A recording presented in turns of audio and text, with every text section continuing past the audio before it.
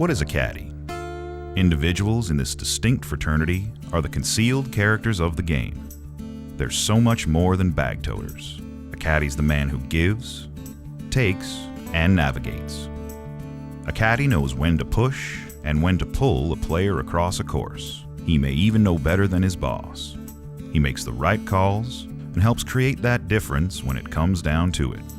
He's a PGA Tour caddy, and as vital as he must be, it boils down to simply show up, shut up, and keep up. When we decided to build Farm Links, I started trying to come up with something that would indicate being out on a farm. So I said, okay, well, maybe we can come up with an intimidating farm animal. I knew I couldn't do a chicken or a goat or a sheep or something like that. So I came up with a longhorn. The funny thing is that we got within about 3 months of opening, and we did not have the first longhorn on the farm. He's got more gold buckles than anybody. Obviously got the game. You're only good as your header. You know, and Nick's a great header. In the roping, the cattle that you draw makes a big difference because you can go along there to a couple rodeos and don't draw the right cattle. And then all of a sudden you get to one rodeo and you draw the perfect steer and he stays out in the middle of the arena and you make a great run on him. And then you just get rolling right back again like that. How long has this tournament been going on? This is our 19th. This is your 19th event, and what is this tournament called? McAllister Invitation. We do a 2-day bird hunt.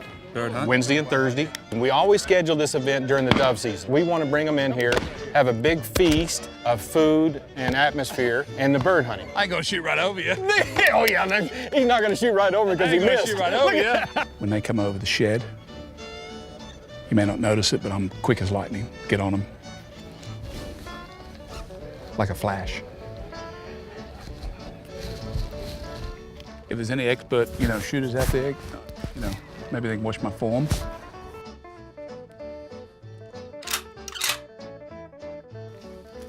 No need to see the evidence. We'll put that in the rue bag right here.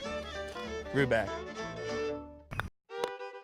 So Elk, we have a little tradition here at Grieve Family Winery. Every year, after we harvest the grapes, we start the press with the traditional press.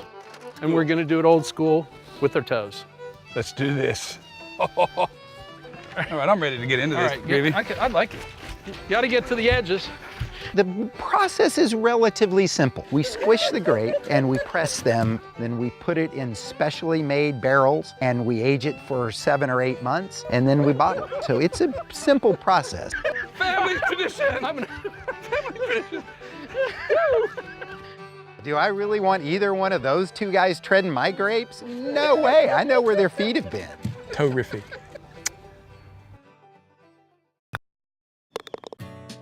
We're walking into what we call the Borglum Studio. It's the first building on the entire property. It was constructed in 1885 by George Brackenridge as a water pump house. No more than 30 yards away from Old Brack Clubhouse, we are in a building that when people find out what happened in here, they're gonna be mind-blown. Right. A magical thing happened. In this room, Mr. Borglum did his initial rendering for Mount Rushmore.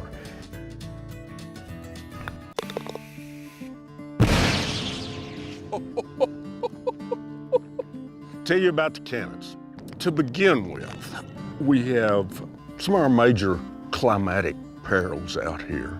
We can have pretty severe hailstorms that will completely take a crop out.